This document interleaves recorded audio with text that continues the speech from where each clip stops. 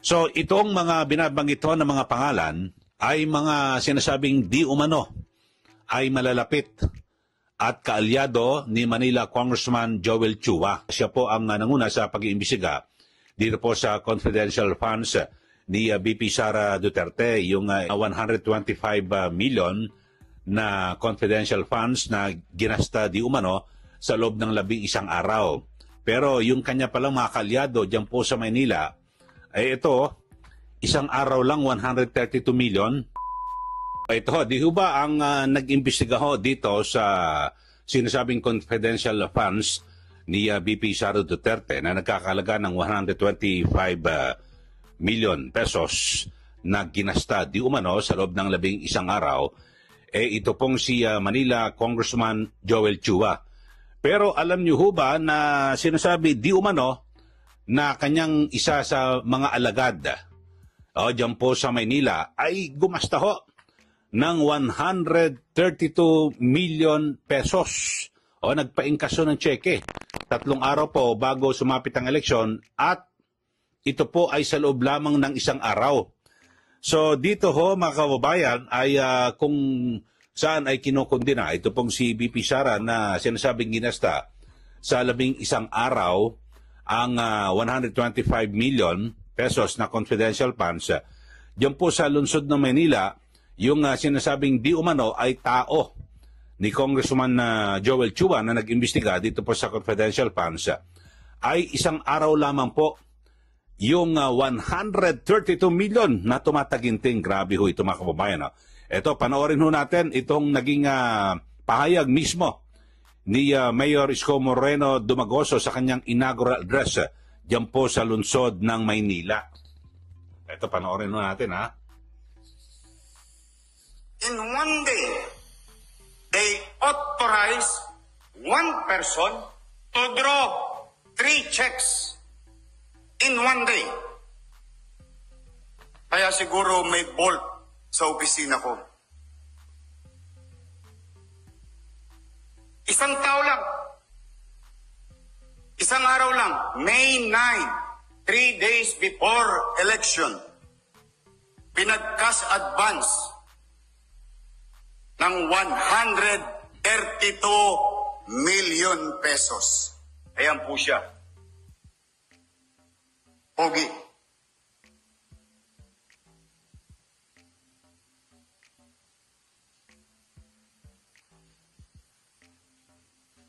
Grabe ho mga kababayan, no? 132 million. And let me repeat, in one day, 132 million pesos. Ang pangalan po niya, Jonathan Garso. Kahit na ipinagbabawal ng Omnibus Election Code, ang titigas nyo, ang lupit nyo, para kayong alkohol, wala kayong patawad sa mikrobyo. Basura kinukuha niyan eh. Isa pang mataas na opisyal ng City Hall, lilingunin natin sa tawag na Assistant City Administrator, nag-transfer ng malaking pondo from General Fund patungong Trust Fund. Yorme, wala naman pong masama doon, nag-transfer lang pala. Anong ibig ko sabihin? Gumastos na 683 million sa Trust Fund at bawa, hindi tama, hindi otorisado. Nung mapubuking na, inutusan mag-transfer from General Fund upang ibalik sa Trust Fund. Ang pera, 683 million pesos. Ayan po siya.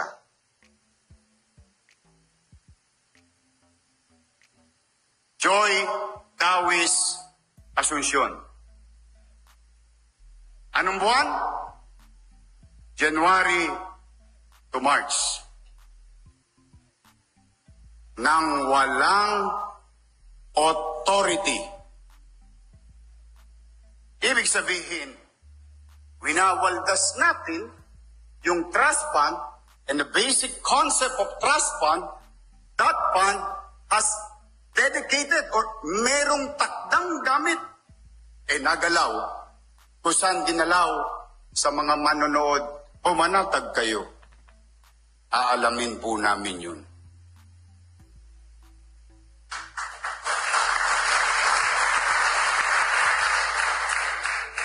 Sa kasagsagan ng eleksyon, isang empleyado ng City Hall, ang pangalan Fernan Bermejo, nag-cash advance ng 641 million pesos, Councilor Jong Isip.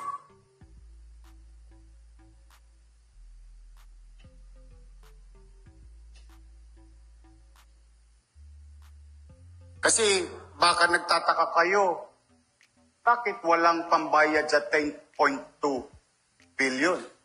Service render, product received, product use, and so on and so forth. Nasaan ang pera?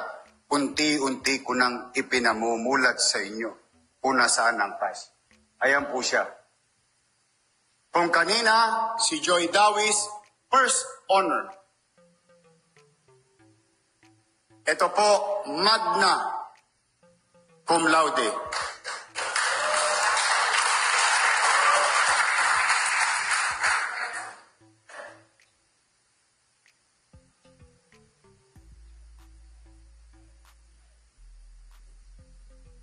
Ang susunod, ang summa cum laude.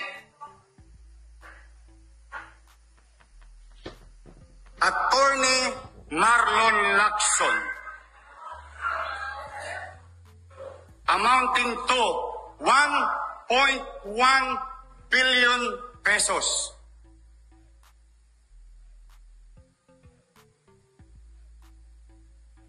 Sila ba'y may krimen na ginawa?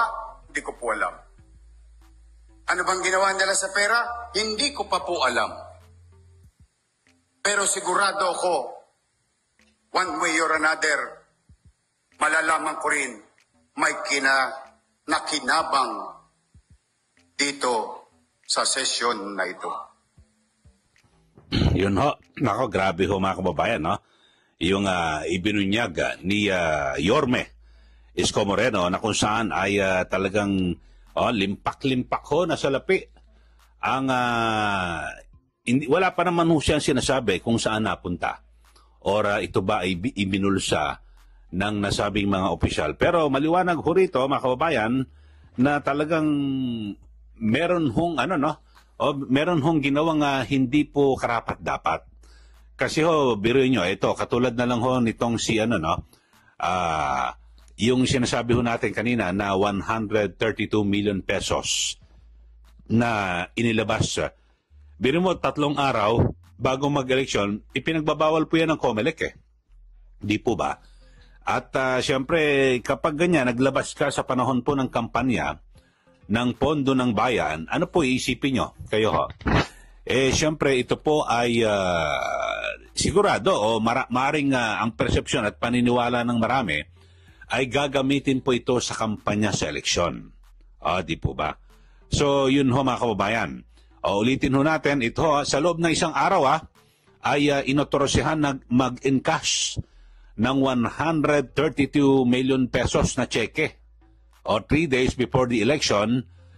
At eto ho, kaya pala sabi niya, bigla nawala raw ho yung may mga bolt huro na walang laman sa kanyang tanggapan. At itong si Joy Dawis Asuncion, dating city councilor at siya po ay nagsilbing assistant city administrator, ay siya po ay nailista na tumanggap po ng 683 million cash advance. Matindi ho mga kababayan. Tapos yung Fernan Bermejo na siya pong namuno sa Public Employment Services Office o PESO, di umani nakatanggap ng 641 million na cash advances. Ang pinakamatindi ay itong si Attorney Marlon Lacson, dating secretary ni dating Mayor Hani Lacuna, na sinasabi nakapag-secure ng 1.1 billion pesos na cash advance.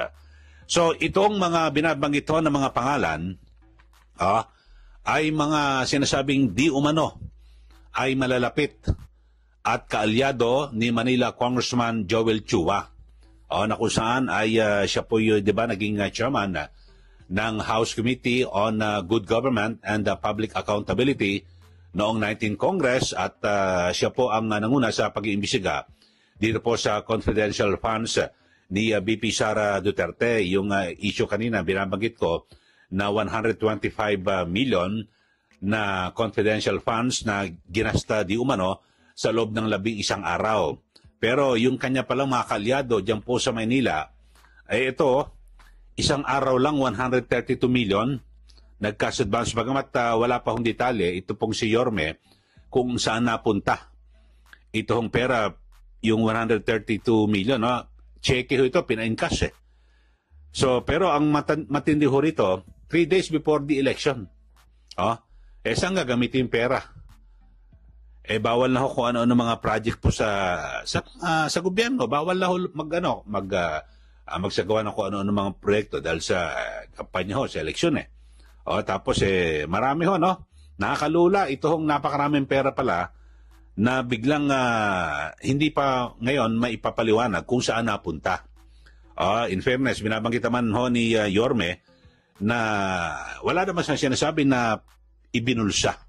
Agad na ibinulsa yung nasabing pera. Pero, nakapagtataka. At talaga namang nakakagulat ho mga kababayan.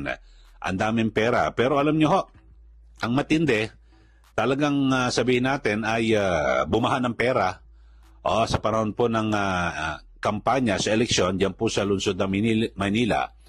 Ang matindi ho nito, mga kababayan, ay nag-iwan ho ng 10 bilyon, mahigit 10 bilyong piso na utang ang lungsod ng Maynila. Yun ho. Kaya binabanggit lang naman ho natin dahil kaya ako na-discuss po ito kasi meron tayong mga sources at nagsasabi na di umano ay yung mga nasasangkot ho ngayon diyan po sa kontrobersiya, skandalo sa napakarami hong milyon-milyong pina-encash at yung mga cash advances ay di umano ay kaalyado ni Manila Congressman Joel Chua na siyang chairman ng House Committee on Good Government and Public Accountability na nag-imbestiga dito po sa confidential funds ni BP Sara Duterte. Sana dapat tingnan niyo ho ito. Itong ni Congressman Joel Chua at Kong Chua. Pwede ho kayo magpaliwanag dito po sa ating palatuntunan at linawin niyo ho ang inyong pong kaugnayan dito po sa mga taong ito na naibunyag po ni Yorme na grabe ho yung mga cash advances to. Talagang saan mo gagamitin yan? Milyon-milyon, isa pa umabot ng 1 bilyon sa ilang mga buwan na kanyang panunungkulan. Grabe ho. So, yun lang ho mga kababayan at